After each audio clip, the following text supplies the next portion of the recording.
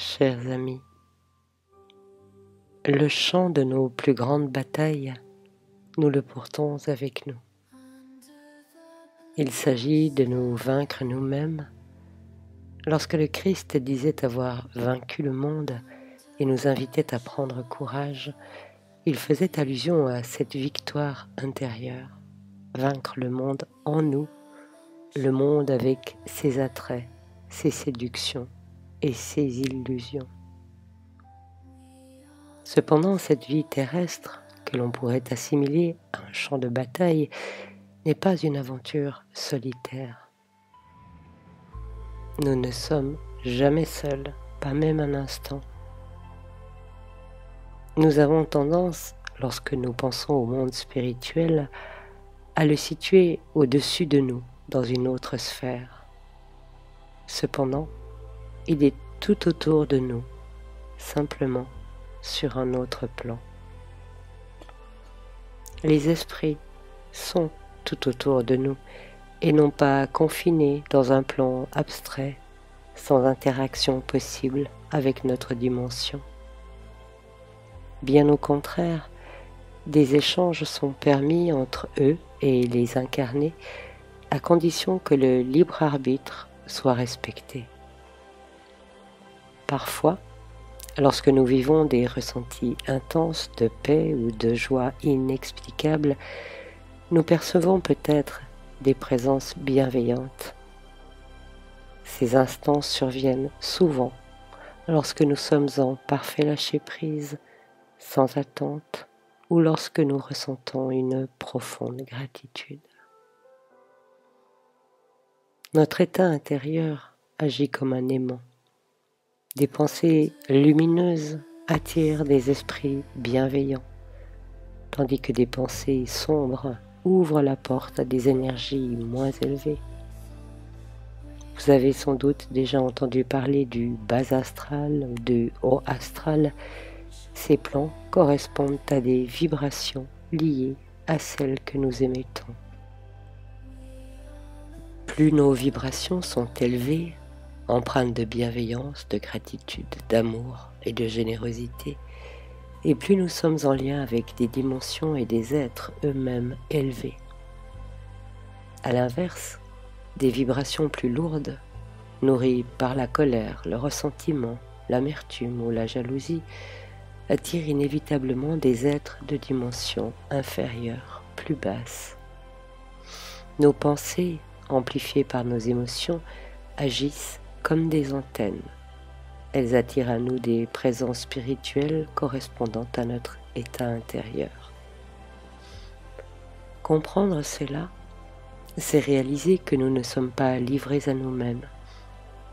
Nous avons un moyen d'action en cultivant des pensées élevées et des vibrations tout aussi élevées. Nous choisissons ceux par qui nous serons accompagnés. Aux âmes tournées vers les plus hautes aspirations, il est plus facile d'attirer les bonnes entités. Bien sûr, nous connaissons tous des moments de déprime, de contrariété ou de colère. C'est profondément humain. Mais nous avons toujours le choix, nous complaire dans ces émotions négatives ou chercher à nous élever. Parfois, il suffit de trouver une raison, même infime, pour nous sentir un tout petit peu mieux. Nous avons tendance à nous enfermer dans des schémas répétitifs, des habitudes de pensée qui agissent comme des prisons invisibles. Si nous nous répétons sans cesse que nous sommes une pauvre victime, que nous justifions cette posture par nos expériences, il devient très difficile de sortir de ce cercle sans une résolution personnelle et souveraine. Cette résolution commence par nous raconter une autre histoire, en laissant à l'autre ou au monde la responsabilité de leurs actes. Nous reprenons notre souveraineté et notre pouvoir. Changer notre état d'esprit ne signifie pas changer ce qui nous entoure, mais modifier notre perception et notre réaction face à la réalité. Ce changement intérieur ouvre une porte. Alors, nos guides spirituels peuvent nous assister et nous conseiller plus aisément car nous nous plaçons dans une disposition intérieure favorable à leur action. Comprendre nos schémas, c'est reconnaître qu'ils sont semblables au lit d'une rivière ou d'un fleuve. Il est difficile d'en détourner le cours, mais pas impossible. Cela exige vigilance et observation. Il faut renoncer à suivre aveuglément ce courant qui souvent nous entraîne vers un ressenti intérieur de mal-être. Tout mal-être est d'ailleurs un signal pour nous dire que nous nous sommes écartés de nous-mêmes, de notre être authentique. C'est pourquoi ne pas demeurer trop longtemps dans un état d'esprit négatif, ne pas cultiver des pensées et des émotions contre-productives est important. Parce qu'en entretenant ceci, nous ouvrons la porte à des êtres qui sont en résonance avec ces mêmes basses vibrations et qui tendront à nous y maintenir. Pour inverser ce mouvement, le pouvoir de la gratitude ou de la prière représente des outils précieux. Il s'agit aussi de nous parler avec bienveillance, de reconnaître nos difficultés tout en aspirant à nous élever. Même lorsque nous sommes au fond du trou, nous pouvons appeler la lumière. Et cette lumière répond toujours, car comme il est dit, demandez et vous recevrez. Les grands saints nous ont montré le chemin. Ils ont cultivé une égalité d'humeur et une foi inébranlable, quelles que soient les circonstances. Ils trouvaient leur bonheur dans les petites choses sans jamais récriminer ou revendiquer. Comme l'affirme le Christ dans l'évangile de Jean, « Tu n'aurais aucun pouvoir sur moi s'il ne t'avait été donné d'en haut. » Il s'agit là d'une réalité spirituelle. Dieu, l'univers, dans sa sagesse infinie, accorde parfois du pouvoir aux méchants, non pas pour les justifier, mais pour nous offrir un exercice destiné à fortifier notre volonté et à affermir notre foi. Toute épreuve n'est jamais qu'une opportunité de grandir intérieurement, de nous rapprocher de notre véritable essence et de manifester nos vertus dans les moments les plus difficiles en nous enracinant dans notre jeu. Prenons l'exemple d'un saint François d'Assise. Avant de devenir l'un des plus grands saints, François était un jeune homme insouciant, avide de richesse et de plaisir. Il a dû affronter un immense bouleversement intérieur pour renoncer à ses désirs mondains. C'est en apprenant à dompter son ego qu'il a trouvé une joie profonde dans une vie simple et dépouillée, entièrement dédiée à l'amour divin et au service des autres. Il disait « C'est en donnant que l'on reçoit ». Cette victoire intérieure l'a conduit à rayonner une lumière qui inspire encore aujourd'hui. Un autre exemple est celui de saint Charbel Makhlouf, un moine libanais qui a passé sa vie dans la prière et l'ascèse, affrontant les tentations du doute et de la solitude dans son ermitage. Il a vaincu son champ de bataille intérieur par une dévotion absolue et une union intime avec Dieu, laissant derrière lui un héritage de miracles qui atteste de sa profonde spiritualité. Enfin, le Padre Pio, connu pour ses stigmates, a également affronté des luttes intérieures intenses. Harcelé spirituellement par des visions démoniaques, il a persévéré dans la prière et l'humilité, offrant ses souffrances pour le salut des âmes. Sa foi inébranlable et sa capacité à s'élever au-dessus des épreuves font de lui un exemple puissant de victoire sur soi. Quand on l'interrogeait sur sa proximité avec Dieu et la possibilité à tout un chacun de pouvoir faire de même, il répondait « Oh, c'est possible, difficile, mais possible ». Pour lui, son chemin consistait à dialoguer sans cesse avec Dieu. Ces saints, par leur vie, nous montrent que nous avons tous la capacité de transformer nos défis intérieurs en opportunités d'éveil, de lumière et d'élévation. Cet exercice, nous pouvons nous y atteler dès à présent. Plus nous aurons l'habitude de suivre l'élan pur de notre cœur, plus nous emporterons avec nous l'attitude idéale pour retourner au monde de lumière au moment de notre mort. La gratitude pour les petites choses de la vie peut représenter un premier pas vers plus de lumière, d'élévation et de légèreté.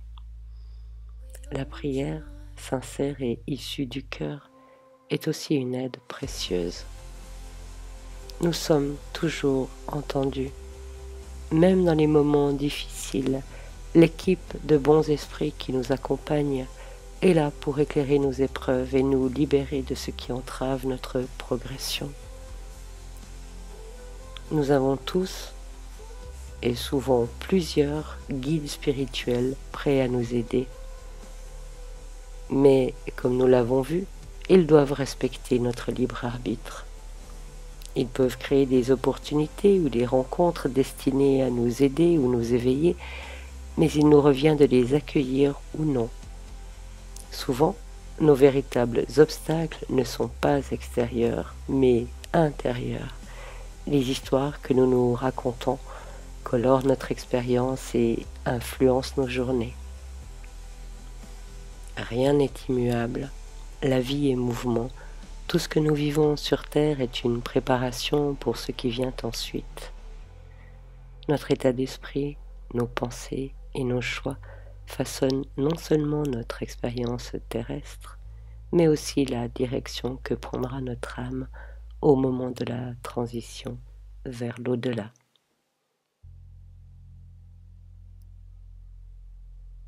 Lorsque nous quittons notre enveloppe physique, nous emportons avec nous ce que nous avons cultivé, nos joies, nos regrets, nos peurs, nos aspirations.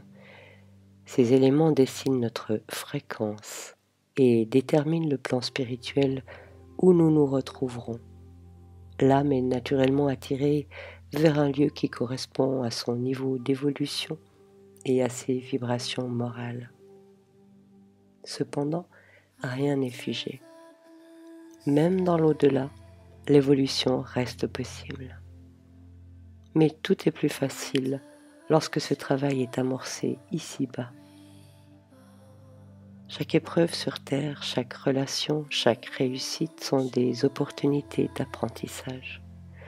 Chaque fois que nous faisons un effort de compréhension ou que nous illuminons une part de nous restée dans l'ombre, nous plantons des graines pour notre avenir spirituel.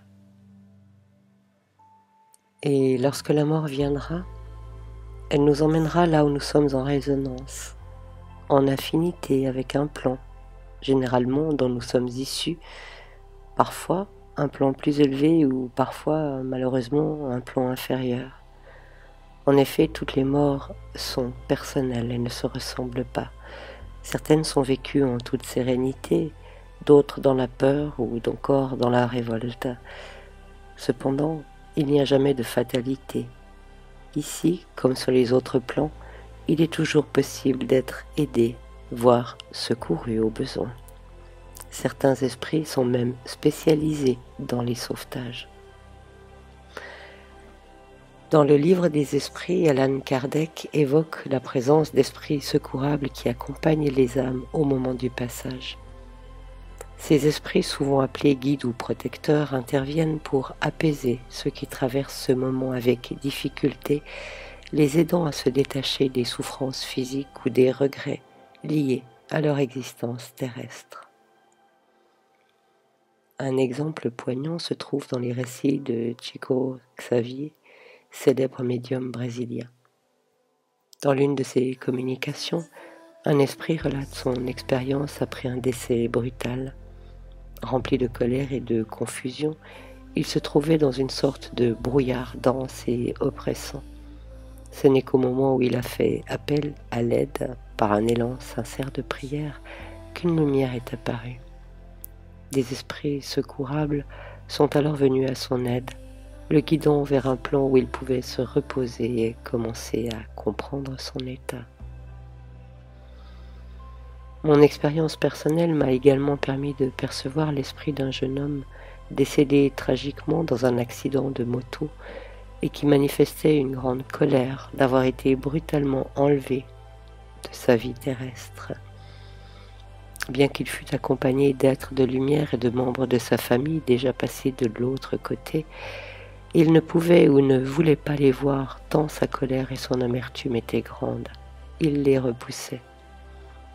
Il lui fallut un certain temps pour accepter son passage et trouver la sérénité, accepter l'aide de ses guides bienveillants. Le monde spirituel est infini et multiple. Il y a plusieurs demeures dans la maison de mon Père, disait le Christ. Et en effet, dans l'au-delà, nous trouvons des colonies spirituelles où les esprits continuent leurs activités et trouvent des lieux adaptés à leurs besoins et à leurs intérêts, comme des écoles et des centres d'apprentissage permettant aux âmes d'étudier, de mieux comprendre les lois spirituelles et de préparer leur retour sur Terre, des hôpitaux spirituels, endroits où les âmes récemment désincarnées ou blessées en raison d'attachements matériels ou émotionnels reçoivent des soins énergétiques et moraux pour se rétablir, des espaces d'expression réunissant des artistes, des musiciens, des peintres, des écrivains qui continuent de créer dans l'au-delà en harmonie avec les plans supérieurs, et également des lieux de travail dans lesquels les esprits œuvrent pour le bien collectif, que ce soit à travers l'enseignement, les soins ou d'autres formes de services, ou encore des lieux adaptés aux passions terrestres positives. Les esprits trouvent des environnements qui correspondent à leurs affinités et intérêts, dans la mesure où ceux-ci sont compatibles avec un objectif d'évolution. Ces récits montrent qu'il n'y a jamais de condamnation définitive, ni ici, ni dans l'au-delà. Même les âmes troublées ou en révolte peuvent être soutenues, à condition d'accepter l'aide et de faire preuve d'un minimum d'ouverture. Et ce qui est précieux à apprendre, c'est que même dans l'au-delà, rien n'est figé. Les âmes peuvent continuer à progresser, à réparer, à apprendre, à créer. Cependant, tout est plus facile lorsque ce travail est amorcé dès ici-bas. Le monde spirituel est un prolongement de ce que nous vivons ici. Plus nous cultivons ici la lumière, l'élévation, la moralité, et plus nous serons à même de l'atteindre dans l'au-delà. Même si le chemin est parfois difficile, souvenons-nous que nous ne sommes jamais seuls et que chaque petit effort nous rapproche d'une existence plus élevée ici et ailleurs. Alors, le champ de bataille de notre être pourra fleurir et devenir un champ fertile d'où nos vertus jailliront telles des essences précieuses et nourrissantes.